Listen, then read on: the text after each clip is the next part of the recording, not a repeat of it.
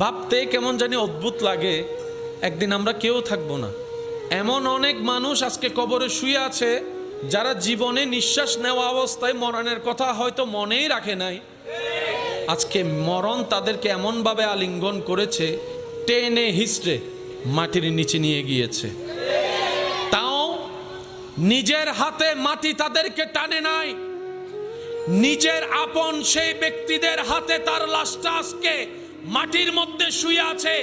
যে আত্মীয় আপনদের জন্য একটা সময় সে দিন রাত দেখে নাই, পরিশ্রমের উপর পরিশ্রম করেছে, ত্যাগের উপর ত্যাগ দিয়েছে।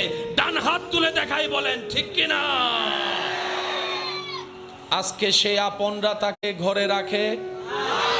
আপনি আসরের সময় মৃত্যুবরণ করেন, এশার হতে না হতে আপনার জানাজা।